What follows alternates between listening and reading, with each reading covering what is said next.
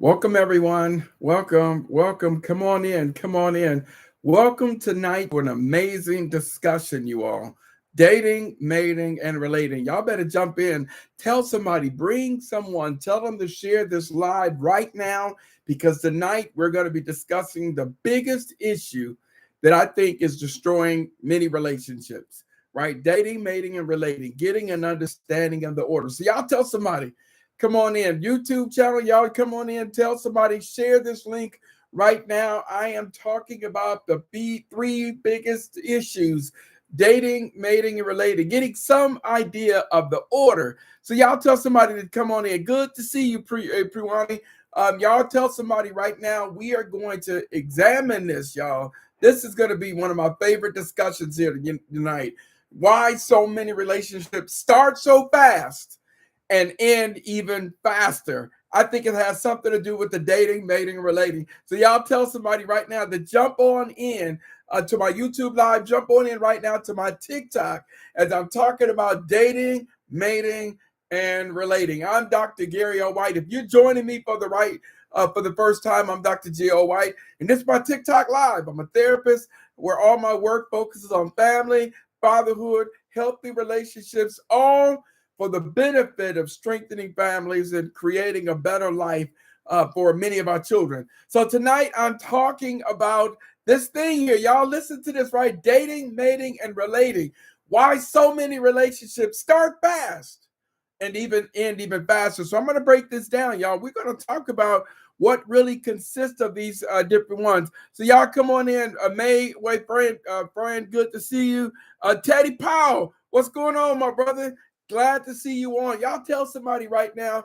We're going to have a fun conversation, y'all. I want to hear y'all input here, right? The dating, mating, and relating. This is a serious and honest conversation. There's an order. There's an order that we got to look into, that we really got to understand here, y'all. Just trying to make some sense of it, because I'm going to tell you something embedded in this order of dating, mating, relating that I think has a lot to do with why some relationships succeed and why some of them kind of crash and burn before they even start. Good to see you, Kyle. Glad to have you on. Y'all tell somebody. Victoria, glad to have you on. I'm going to crack the code right here. Dating, mating, relating. Y'all, we need to break these three things down here, because this is where the problem comes in, right? And so we're going to kind of look into this, right? So which comes first? That's the biggest question. And then I guess another way to put it is, which should come first? The dating, the mating, and the relating. But even more importantly, if I could kind of jump into it a little bit, then what happens when the order is wrong? So what happens? You have this idea in terms of the order that you kind of think things should go in, but then something tends to happen. So we have to really examine this piece here. Hopefully, I give y'all some nuggets, because some of y'all are in some relationships right now, and you might think you're at one place in the relationship, and the person you with may be in a totally different order. Because here's what we know: a lot of people today, they date without the direction, right? So they're involved in the dating without the direction. They're mating without the discernment, right? And they're trying to relate emotional and trying to understand some of the emotional damage and all this after the relating has already occurred. So we're going to jump into this. Good to see you. All right. Thanks for your man. I appreciate that, Teddy. Y'all tell somebody on here. I'm going to give the nuggets here. So y'all bring somebody on here. So I want to unpack some things. I really want to unpack some things in this discussion here, right? So we're going to jump into it, because I'm going to tell you why chemistry alone can be dangerous, right? Y'all have heard somebody say, well, why y'all together? We really got some good chemistry, right? I like that. But why is chemistry alone? Why can that be a little dangerous, right? Or how about this? Why sex can create some emotional confusion in that process. And so we are going to jump into it, take a look at it, and then why relating, right? Watch this. Why relating? I'm going to argue here. I'm going to jump all the way to the end right now. While the relating is the true foundation of lasting love and strengthening relationships. So y'all tell somebody to come on in right now. Kimberly, good to see you, Kimberly Renee. Look at your own relationships. So dating, mating, relating, this is where we are. So y'all need y'all to get comfortable, right? Because tonight might change how you look at relationships. I'm going to take the point to say this might change how you look at, especially y'all, the beginning of the phase of the relationship. So we're going to look at it what I'm going to get into here, how it can change some things, because I'm going to tell y'all, a lot of us have gotten into a relationship. Well, y'all, I've been married for 37 years, but that's what I do. I work with couples on a daily basis. But here's what we do know is that a lot of people get way into a relationship, then had a lot of sex, then moved in together. They done been on many dates. And why is it? The big question, how come someone can be together for 2 years, 6 months, even move in together, only to discover you never really knew that person? Good to see you, T Stitch. Y'all, we're going to jump into a lot of this discussion because we have to really examine what we mean by relating, because we know what the dating is. But I'm really pushing this because when I think of some of the work that has come out on relationships and family by the U.S. Census Bureau, by Center of Disease and Control Prevention, U.S. Census, multiple peer-reviewed journals, there's some things that we're seeing in the data. Good to see you, Jamila. Glad to have you on here. The dating, mating, and relating. Actually, I think I was on, if this is Jamila, I was on her podcast a long time ago, dropping on this. So now I'm on mine. I'm going to examine it. But this is what we're seeing here. We're seeing a decline in marriage rates, y'all, right? We're seeing an increase in loneliness, right? We're seeing more casual relationships begin to unfold. And watch this, we're now seeing increases in anxiety in the dating. And watch this, y'all, a growing dissatisfaction in long-term relationships. So something's got to give. Y'all, we got to do something. What does this say? So we have to really pause and begin to make some sense out of this. So I'm going to unravel some of this, right? I need us to reach some consistency here and show that the strongest prediction of healthy relationships, y'all, the strongest predictor, and this is all embedded in the relating, right? Dating makes me very anxious. Absolutely, and it should.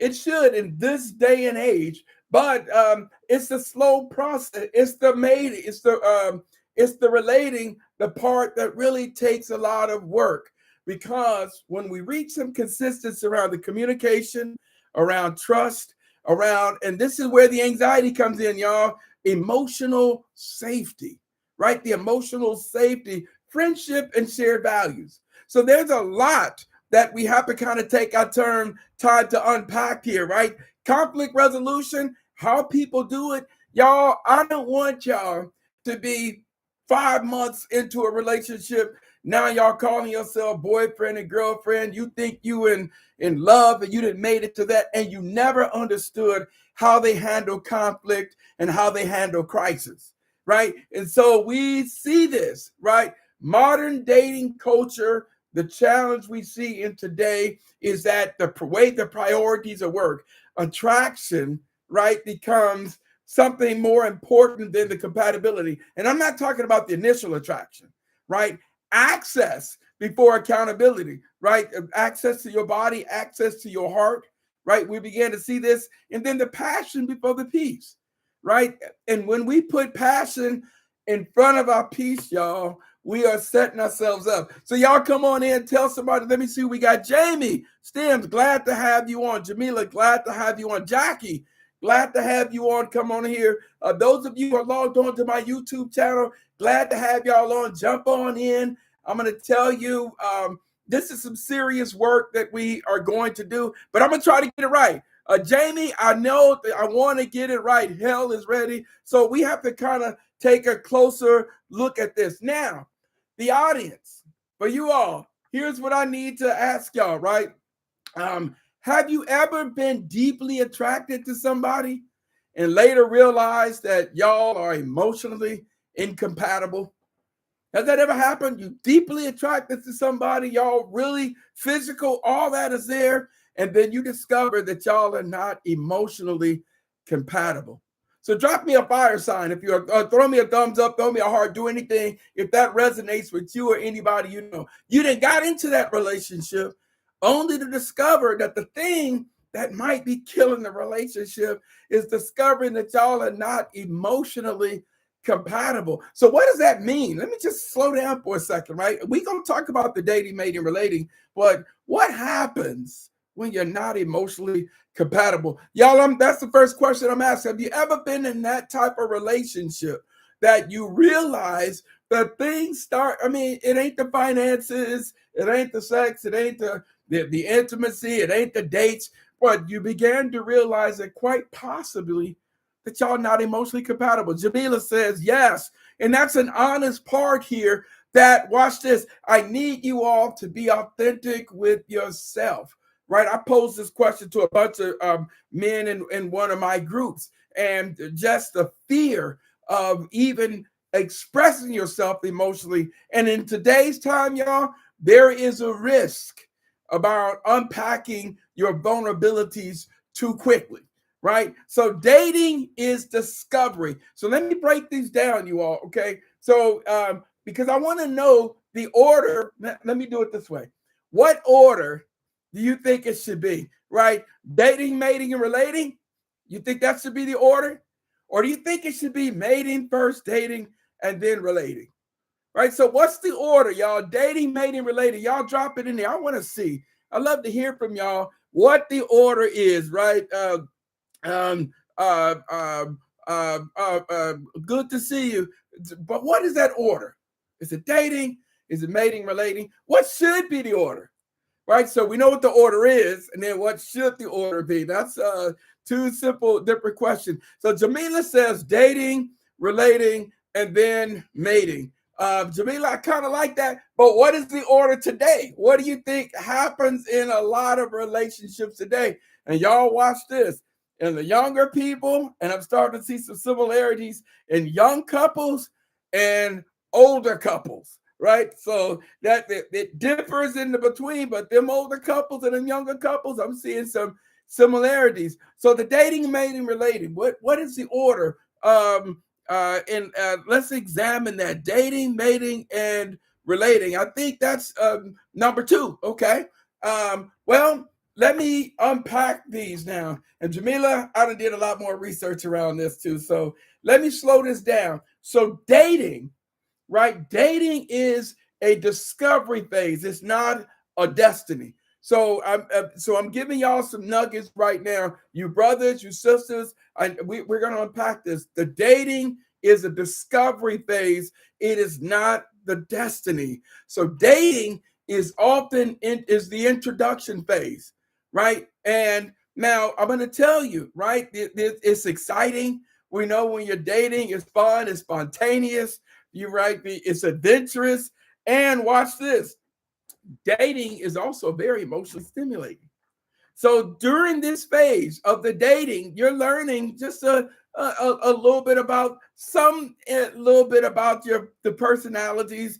You're learning about each other's interests, the communication styles. Y'all start incurring some of those communication styles right away. And then, of course, the leading factor there is centering around attraction. So we're seeing the dating, y'all, we got it, right? The chemistry, the humor, everything that makes that person appealing to you is happening in this stage. But here's the danger. Here's the danger. Dating often shows up, right? Watch this, right? And y'all heard this before, the representative and not the reality. I just want to kind of fix that a little bit, right? I think in the dating phase, right? So the common thing we see, when you meet somebody, you don't meet the real person, you meet their representative. And then later on, you meet their reality. No, here's the lesson that I'm offering up to you all. You actually, in the dating phase, you're meeting with and you are engaging with who you are supposed to be meeting and engaging with in that phase. So there's no expectation in the dating phase. Good to see you, Shaka. Glad to have you, man. I was wondering where you were. right? So we're talking about the dating, mating, and relating, and we're examining in this dialogue which comes first. And so we know in this dating phase, people will say it's the representative, but this is what I'm offering up, y'all. You're meeting in this phase who you're supposed to meet. There are things in the dating phase, just in the dating phase, that people don't need to know about you. They don't need to know about your traumas. They don't even need to know about something that happened to you in your childhood, or whether or not molestation has occurred somewhere or abandonment. People don't need to know those things at the early phase here, right? Because you are not going to be fully exposed to understanding their emotional wounds. You're not going to get that in the dating phase, y'all. You're not going to get how they cope. You're not going to really understand how they handle accountability, right? Or the emotional maturity and trauma. You're not going to get all of that in the dating phase. Some of us try to rush that, right? But you're not going to see the trauma. You may not even really understand how they handle anger or financial issues, right? But you will in the dating phase, depending how much y'all date, you might begin to see some patterns. But when the order is right, when we start doing that early dating, right? There's a couple things, right? First of all, dating is healthy. Now, the problem is, and here's an early phase, if I'm just dating you, sisters, if you are just dating your brother, then you're not obligated to do sequential dating, right? That's not a burden that we're going to put on. We don't put that burden on men. I don't know how that burden can be put on women. A man can be dating 2-3 people at the same time. Y'all, in the dating phase, there's nothing wrong with that, especially in the early phase. So right now, I know somebody looking at me right now saying, okay. But in the dating phase, it is what you're using to get to know someone. And so the dating is happening. People, you are observing each other carefully. You're learning from each other. This is where the emotional trust begins to occur. So healthy dating does allow people, right? This is what I need y'all to do. It do allow people to begin to understand emotionally their range and how they do things. So dating, mating, and relating is what we see. But the dating, the relating, and the mating, when the order is a little different, we can see a potential healthy outcome. But when that order is wrong, you start mating, right? You didn't hit it. Y'all done met for 2 weeks. Now y'all done had sex. And now you think just because y'all had sex, y'all done reached a major milestone in your relationship. Here's the challenge, y'all. So now we might start running. Just because y'all started mating, just because y'all had sex, that may not be a significant milestone in a relationship. Or it may be for you, but not for your partner. So here's where some of the problems began to take place, because in the dating phase, now here's the tricky part, y'all. You can rush dating. Y'all can go on 2-3 dates in a given day. Y'all can go on 2-3 dates in a given week. Y'all can mate on the first date. Y'all can mate several times in a given day. So here's the reality about mating and dating. You can manipulate it. You have complete control over the dating and the mating. But the relating is held hostage by time. It takes time, and you cannot rush relating. But the challenge is that when we try to speed up that clock and that order go wrong, right? Here's what begins to happen. People ignore the red flags. Stop right there. Every time I talk with a couple, and y'all may know someone is, you got out of a terrible relationship, right? And then you say, I saw the red flags. I knew it. I knew that shit. I saw all the red. Some of y'all, you saw the red flags. So the question becomes that when you saw the red flags, what did you do? So I'm kind of curious. What did you do? Those of you who were in a relationship, you got out of that relationship, and you now are reflecting on it, and you saw all the red flags. So the question is, if you saw the red flags, what kept you going? What kept you in there? So when the order goes wrong, the dating, when you start mating before the relating, and you start mating even before the dating, all right? So the chemistry, watch this, y'all. And so first of all, you ignore the red flags. Y'all didn't have sex. Now you think something significant happened. Now you're ignoring the red flags. Now watch this. Oh, y'all better write this down. The chemistry then overrides the wisdom. Your chemistry overrides wisdom. Something about you, something within you, your gut feeling told you that this might not be right. Your gut feeling told you in the early phase of this relationship that, am I ready to make this level of investment? Your gut told you all of that. The chemistry was there. The relating was there. Hell, that's why some of y'all might have had sex within the first 2 weeks, right? But the wisdom, when the chemistry overrides the wisdom, this is what happens, right? The emotional attachment, okay, forms too quickly. And here is one of the tricky things. So, y'all, I'm breaking this down, right? Y'all bring people on right now. Share this with someone. We're talking about dating, mating, and relating, understanding the order, breaking down and having an understanding what each one of these are. Good to see you, Browns. Glad to have you on. Here's the thing, you all, is that the challenge with relating, the art of getting to know someone, I'm going to talk about that in a moment, but relating is moving at a much slower pace than the dating and the mating. But here's the challenge for a lot of people. Oh, y'all better write this down. This is the reality. For a lot of people, before you reach that relating stage where you really understand that person, by that time, y'all done made it. By that time, y'all done dated. And by that time, when you really get to know someone, you have become emotionally invested in that person, right? Some of us might call that love, but I'm going to challenge y'all and tell you this may be nothing more than your emotional investment, right? So this is what happens when the sex happens real fast. Right now, we grown. I get it. I mean, you grown. You know that 60-day, 90-day. I'm not talking about all that. I'm talking about the value that you have put on the mating, and you've attached that mating with that emotional investment, and now you've made yourself believe as a risk that something significant has happened, but the truth is you still don't really understand that person. So there's a fantasy replaces the reality.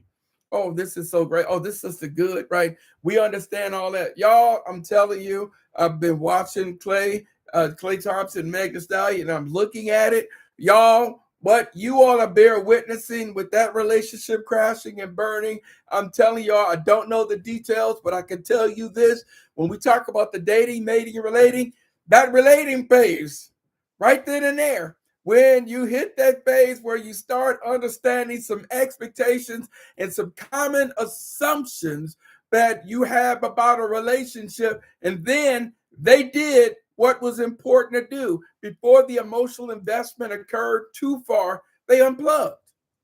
And so this here can become a problem. So the dating, I'm going to challenge. Some people fall in love with the potential instead of the patterns.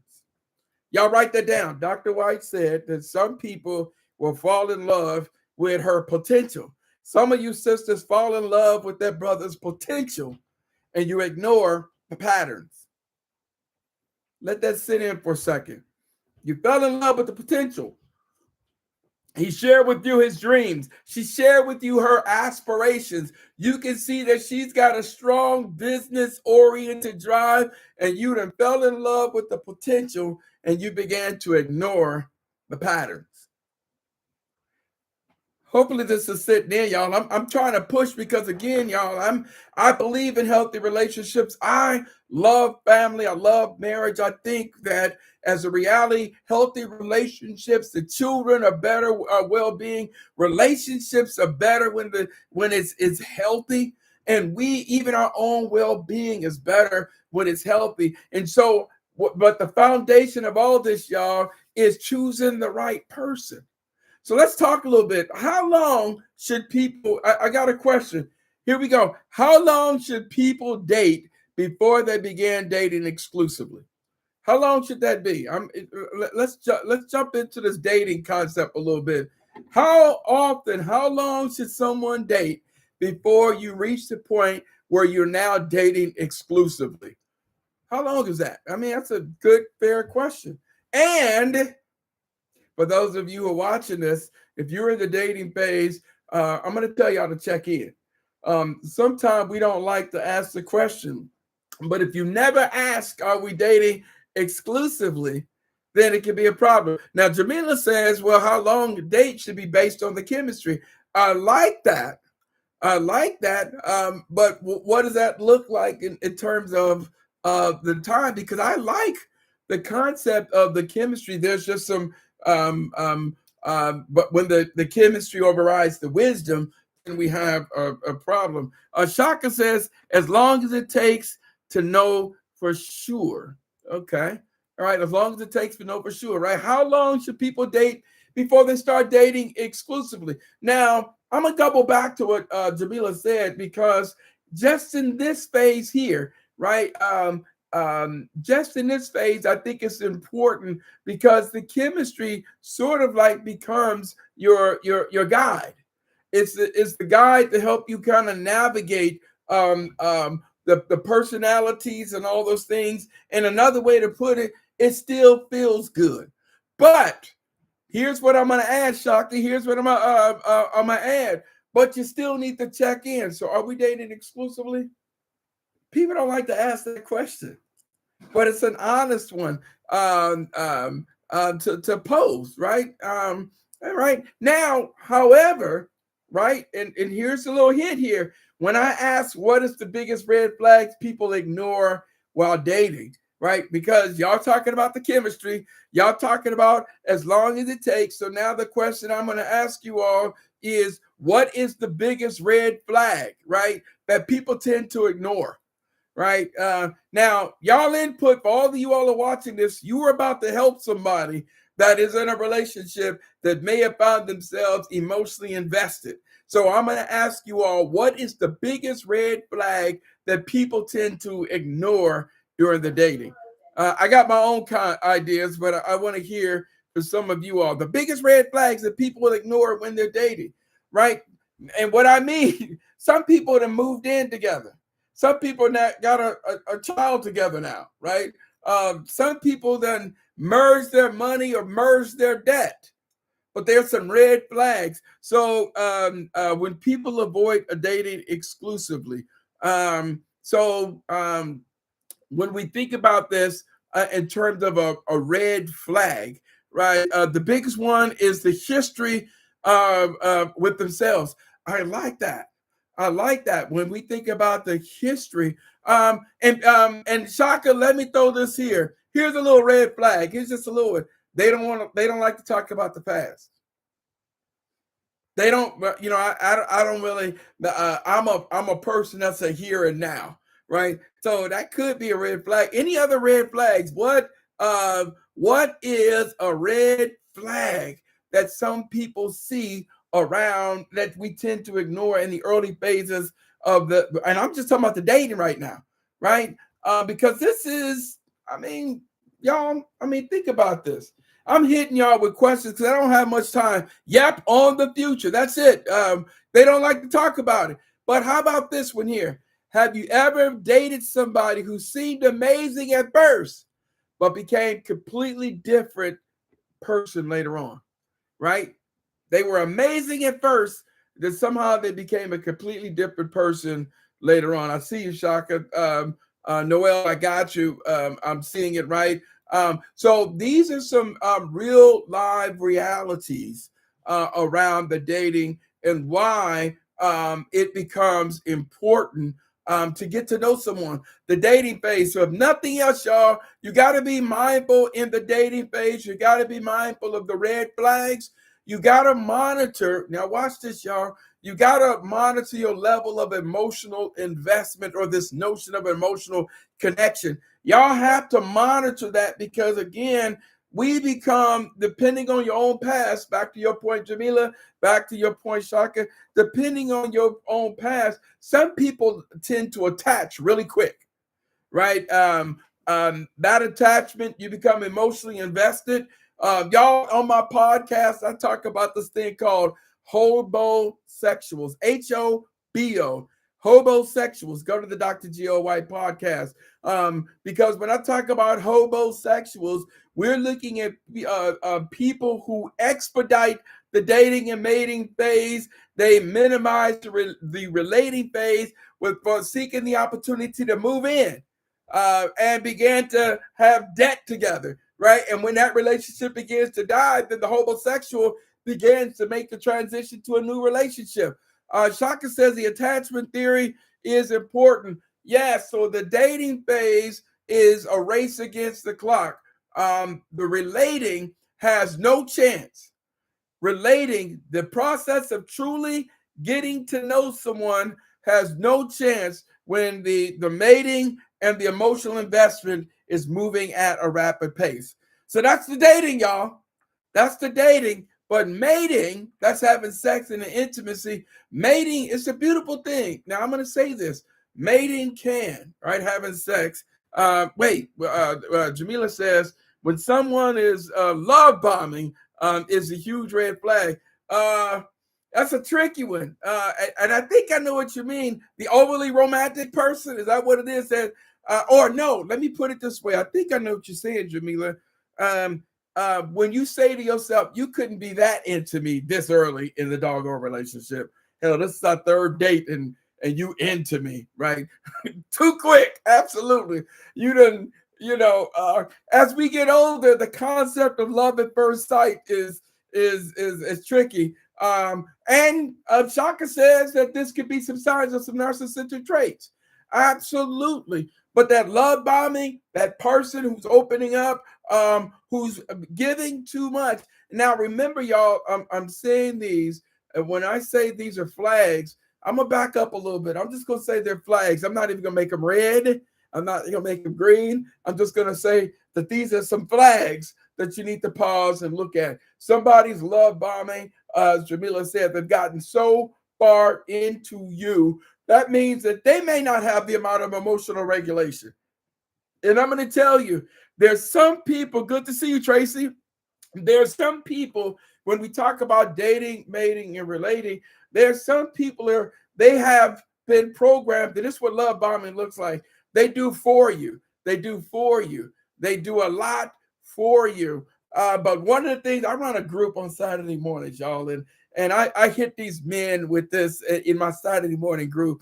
I said, a lot of times people want to talk about all the things that they did for somebody, but then they minimize what you've done to them. So, that's that language. All these things that I did for you in the dating phase, you done gave, you done did all that stuff.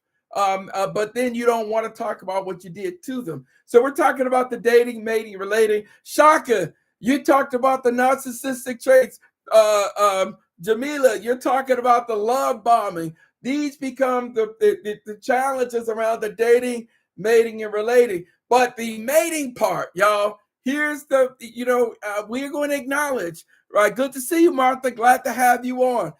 Philly, good to see you. Here's what we do know. Mating, having sex, being intimacy, y'all, it can, in fact, deepen the love. So I'm not going to discard what happens emotionally when the intimacy does happen. However, the mating can also distort the judgment. And so now let's talk about the mating here, right? In healthy relationships, right, the physical intimacy should be, right? It should be about deepening a connection. It could be and should be strengthening the bond, right? So these are things we see, right? People celebrate love. I mean, people love the intimacy, right? It increases vulnerability. Stop right there, y'all.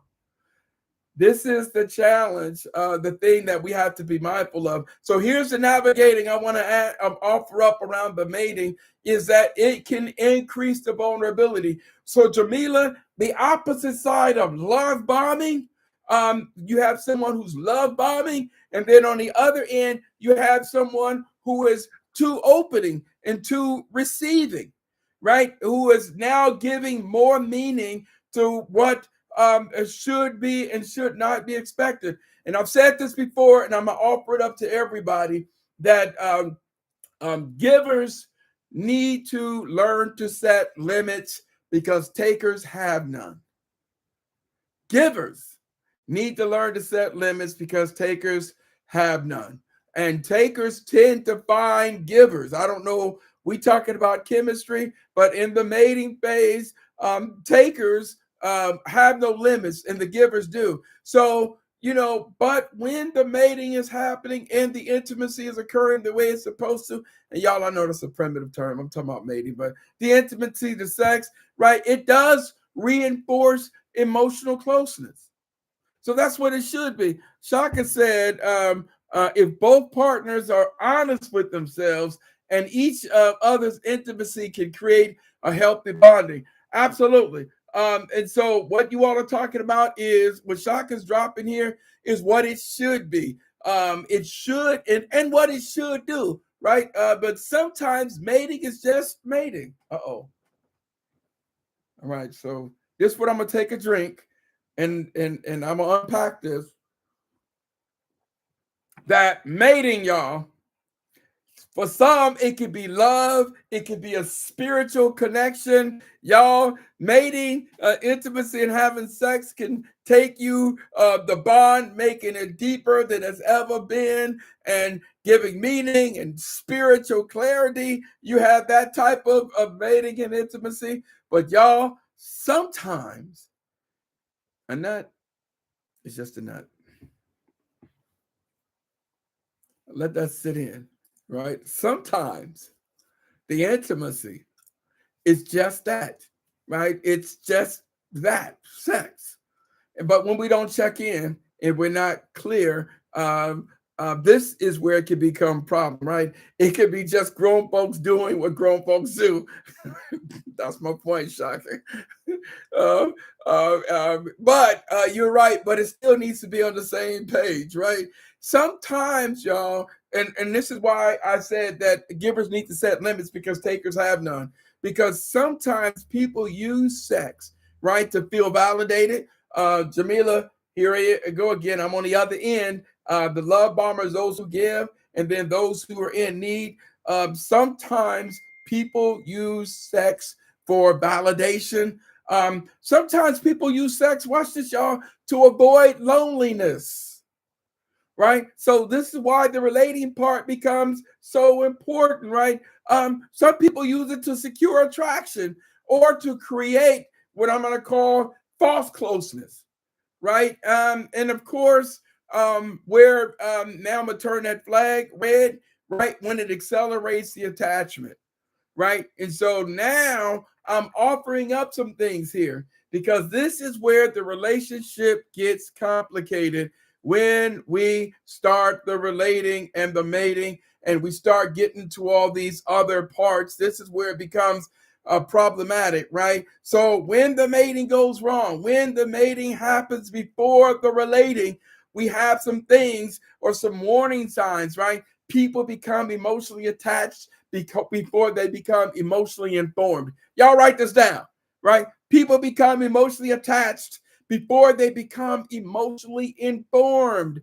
Shaka says, being transparent, I'm intentionally avoiding intimacy that is not healthy. Y'all, that's from a brother, right? That's from a brother who's recognizing in that regard that the history of the role that intimacy has played in relationships. But I need y'all to understand this emotionally, right? People become emotionally attached before they become emotionally informed. And so when we talk about how relationships are complicated, before we get to that point of realizing someone is not for you. So this part here is what happens when you get attached before emotionally informed. Emotional relationships, so I can sit with me and my feelings and not look to avoid them. Man, I'm telling y'all killing this, right? So what happens here when you lack the emotion, being emotionally informed because you have become emotionally attached? Then the sex is clouding your discernment. Ladies, I know just like brothers do, some of y'all get in that room and y'all talk to each other and you're like, oh, And so now you talking about the need that brother met, and that brother went down into a level that you wasn't used to, and now you have saying, I got to get back. So now your discernment gets cloudy. The chemistry, here it is, y'all. The chemistry begins to override your compatibility. Right? So we're talking about the love bombing. We're talking about what happens when the mating goes wrong, right? And so emotional dependency begins forming before trust is established. So y'all, I'm hoping y'all writing these down because I'm giving y'all these part here. These are your instructions. These are things that I'm offering up to my viewers here to pay attention. Y'all, I'm Dr. G.O. White. This is my TikTok Live. Follow me on my podcast. You'll see the same thing. Y'all, I got the full episodes on all of this. So we see this around the mating, right? That now people are trying to figure each other out after, watch this, y'all, the deep emotional and physical attachment has already existed. So now you're starting to make sense of things. Now y'all starting to see how she handles conflict. Now you're starting to understand a little bit more, although the brother never wanted to talk about his past relationships. Now you're starting to see some patterns here. But the challenge is that you have gotten so emotionally invested, emotionally attached because of the mating. Your discernment has been clouded. Your decision-making has been clouded. And watch this, y'all. And I'm going to offer this up because this is an unhealthy part about the mating. I'm going to offer this warning. Some of us become so emotionally invested, then our ability to back out, right, becomes problematic. To divest emotionally, to divest for some of y'all financially, right, is where it becomes problematic. So, but when the order is right, when we have did the dating and the relating and the mating, but when the mating happens after the healthy relating, intimacy becomes meaningful. So now I'm offering up when it happens the way it's supposed to, emotional safety already exists. So, and because these are the things when we talk about people being hurt, right? This is where it goes wrong. Trust has to be established. And so when the intimacy has occurred and the sex has occurred at the right phase and the right time, and I'm not just talking about having sex or intimacy. I'm talking about when that sex and the intimacy is connected to that emotional investment, and now y'all have given meaning to it, right? Communication is healthy when you do it when you're supposed to, and sex, here's the beautiful thing, y'all, it strengthens the relationship instead of confusing it. So there's a flag right there. If that intimacy of the sex is causing more confusion, making you more confused about where you are in a relationship, whether or not you want to stay in this relationship, then that might be your own red flag that you may have become too emotionally invested in that mating phase. Or another frightening way to put it, y'all, you may have invested too much in the sex. Now, when you're grown, right now, and when you reach a certain point, I'm not just talking about having sex. Again, y'all, I'm talking about when it becomes to the point you become emotionally invested. And so, do you think people today are becoming physical too quick? Let me ask y'all that. Do y'all think people today are becoming physical, having sex too quick? Right? Or no, here's a better one, y'all. Can great sex trick people into thinking they're compatible? Right? Can great sex trick people into thinking they're compatible? All right, y'all. I'd love to hear that. Can it think? You know what happens when you get mesmerized? There's so many secular terms that I'm not going to do it on here, but there's so many terms that we hear that when you become, let's just say, hypnotized by the intimacy, can that cloud the notion of compatibility, right? Or have you ever stayed in a relationship longer because of the physical piece? And these are some good questions. I love posing these questions to both men and women, where you pose the question: if the person is that bad, why didn't you leave? And you all will begin to see that there's a common thread that is embedded in this, right? Emotional intimacy is more important than physical intimacy. And I'm going to offer you all that up. Well, no, that's a good question. Is it more important? And these are things that I'm going to offer up are important. So we talked about dating, and y'all, we talked about mating. We talked about when it's done wrong, and we talked about when it's done right. But if around third base, if y'all remember nothing else, it's the discussion that I want to have around the relating. Because, like I said at the beginning of this conversation, relating is the only thing that is held hostage by time. Good to see you, Bridget. Right? So again, as I said at the beginning of this, you can date as often and as frequent as you want. You can mate as often as frequent as you want. But relating, like I said before, y'all mark it down. Mating is held hostage by time. However, relating is held hostage by time. You cannot you cannot rush the relating process. And the challenge I'm going to say is that relating, or even the process of relating, can get clouded, y'all. It'll get clouded by the emotional commitment, the attachment, all these things that begin to get in the way that causes you to miss important flags or indicators. And again, y'all, the frightening part about the dating and the mating, some of us get so invested, so deep into the relationship that even began to pull out. Y'all, this is a different type of pull out game here. That your ability to pull out or back out of that relationship gets even more complicated. Especially, as Jamila said at the beginning of this, you have someone who's love bombing you, that's pouring so much into you. But part of that process, especially people do that, is that then you begin to feel guilty. Oh man, he got my hair done, nails done, everything good. You fancy now, right? He done did all of that. And so now this is not right for you. And then when you begin to pull out, the true person begins to show up. Oh, I did all this shit for you now, right? So, but what we do for someone can be discarded because of what we've done to them. And so that is the reality here. But relating requires time, and everything is revealed in time, right?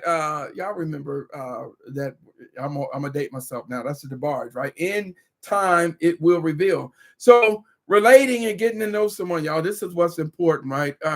How somebody handles stress. And this is the thing that you begin to observe, right?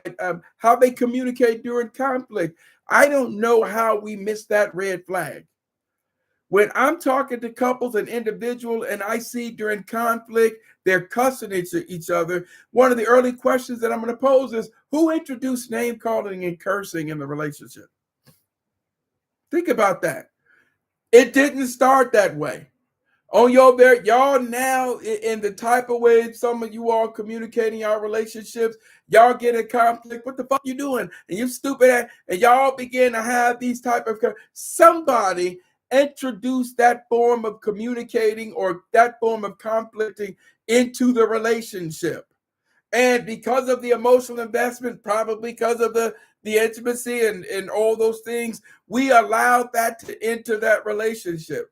Y'all remember the movie Sinners? Let me just kind of pause for a second. You know, one of the things I loved about that scene is that in order for the vampires to get in the house, you had to let them in. And that's what some of the problem is with y'all. Because of the dating and because of the mating, y'all have let people into your spirit. You let people into your area of vulnerability. You let people into these things, but you didn't get to know them. So there's things in the relating by taking the time. And y'all, these are in the form of some really good questions, right? We are going to learn how people handle conflict, how they process pain. Think about that, y'all. In the relating phase, y'all write these down. These are things, what I'm telling y'all right now, these are things I'm asking everyone to begin to watch for in your relationship. How they handle stress. I need you to observe it. Ladies, this is your checklist. Brothers, this is your checklist. How they communicate during conflict. You can see it not just with you. I need you all to observe how they handle conflict with their family members, right? How they process pain. some people, they hurt hard, long, strong, and wrong. Let me say that again. How they process pain. Some people process pain hard, long, strong, and pain. And whoever's closest to them becomes the recipient of that acting out. So, y'all, this is what I'm saying in terms of what relating does, where whether people can apologize. So this is a beautiful thing about the relating. You're looking at how they apologize. Do they? And here's a little secret about as y'all keeping these notes. As I said before, there's a right way and a wrong way to be wrong. So how people apologize. A true apology is not connected to anything, right? So in the power and control wheel, sometimes we see this form as a manipulation, but I say there's a right way to be wrong and a wrong way to be wrong. So here's what I mean. The relating is going to teach you this. If I apologize to you, but embedded in my apology, I'll say something like this. I know I was wrong, but had you not done that shit, this never would have happened. Or, I was wrong here. That's one way, wrong way to be wrong. Here's another way. People were hijacking. I know I'm wrong, but what about all the shit you did? No, let's throw it all on the table. If we're going to talk about it, Shaka, you want it, it's a form of manipulation. The wrong way to be wrong, something is happening, but you see this in the relating. Because the wrong way to be wrong, or the deflecting, I got you, Shaka, the wrong way to be wrong, when we see that show up, the reality is that I've seen people who were wronged, but by the time the discussion ended, they were apologizing. Y'all see what I'm saying? So the relating phase is an opportunity to observe and learn how they apologize, not just to you, but to their siblings, to their family, if they have children, even observing that, right? Whether they are consistent. This is the relating part. Take your time, and whether they can love maturely. So that's the opposite, y'all. That's the inverse of the love bombing, right? Because attraction can happen instantly, but relating can't. And this is why we have to slow this tape down, because some people can become instantly attracted. So when that order of the dating and the relating occur, of the dating, relating and the mating, or when that happens in that order, then there are some things that happen when the relating is occurring, when it's supposed to, way early, actually throughout the process. But what we do know, that people can build friendships, people can grow emotionally together through the relating, people can communicate strengths, and values become clearer, y'all, when we are focusing on the relating, right? And the relationship develops more stronger, right? So people are loving each other a little bit more when the relating occurs when it's supposed to. They're understanding each other more and not just attracted. So y'all write these things down, because we see what happens when y'all put that relating way at the end, right? When people skip the relating phase in the relationship, then the relationship gets built on a whole bunch of other things. It's getting built on the looks, the excitement. It's getting built on the money, the convenience, or the loneliness, right? So now we start building this relationship on a host of other things. Y'all, again, I'm going to go back to it. We don't know the specifics of Klay Thompson and Megan Thee Stallion, but I'm going to tell you this right now. Y'all hear me? The relating phase is what I'm going to argue may have contributed to the disconnection. You began to learn things, right? You begin to learn. Some folks have two completely different understanding of the expectations in the relationship, right? So eventually, when it's done wrong, when the relating are done wrong, or you believe that you're relating, but you cannot relate that early, right? So we began to see a reality show up, right? Good to see you, Brother Langford. Glad to have you on, man. So we began to see, when we talk about dating, mating, and relating, when the relating is happening the right way, you have these deepened understandings.